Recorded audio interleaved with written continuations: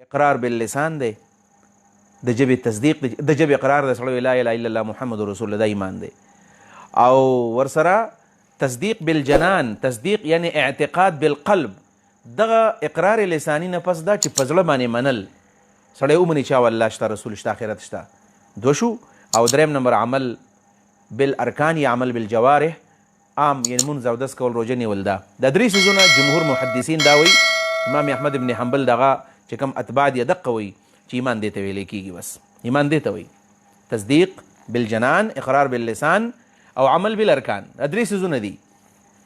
البته د ایمان چې کوم تعریف عام طور باندې متکلمین کوي، شرعي ایمان، هغه لږ اسان تعریف داسې دی چې د ایمان وضاحت دا دی، تعریف یې دا دی چې ایمان په شریعت کې دی ته وایي هو التصدیق بجمیع ما جاء به الرسول صلی الله علیه وسلم.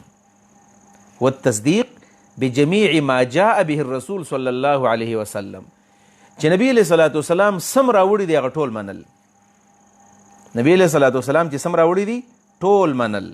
والتصدیق بجمیع ما جاء به الرسول صلی الله علیه وسلم اجمالا فيما علم اجمالا وتفصیلا فيما علم تفصیلا. دا ورسره اضافه کوي چې کم څیزونه په شریعت کې اجمالی بیان شوي دي هغه اجمالی منل، او کم څیزونه چې تفصیلي بیان شوي دي هغه تفصیلي منل.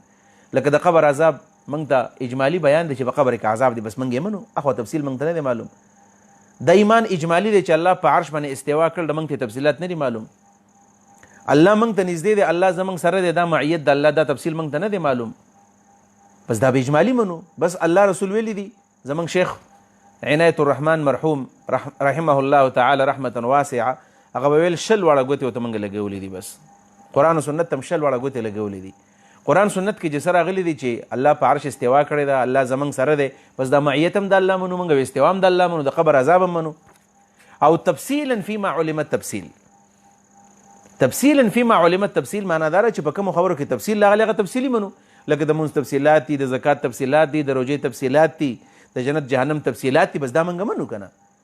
نو التصدیق بجمیع ما جاء به الرسول صلی الله علیه وسلم اجمالا فيما علم اجمالا وتفصیلا فيما علم تفصیلا. دا ایمان دی. نبی علیہ السلام ورته دا پکار چې ویلې وي.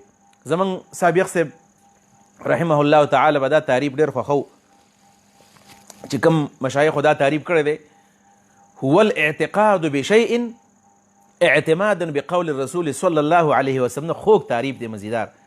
هو الاعتقاد بشیء، دا د یو شي په باره کې عقیده ساتل دي. هو ولې اعتمادا بقول الرسول صلی الله علیه وسلم، او دا زمونږ اعتماد رسول الله په خبره باندې، یعنی د یو شي په باره کې چې موږ تصدیق کوو، عقیده ساتو، ځکه ساتو چې دا خبر رسول الله کړل، دې ته ایمان ویلی کېږي. او نبی علیه الصلاة والسلام دا جواب ورنکو.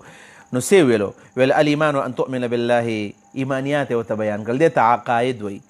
موږ ته په دې خپله پښتو ژبه کې آمنت بالله وایو. دا په دې سکولونو کې ډېر ښه وضاحت کوي.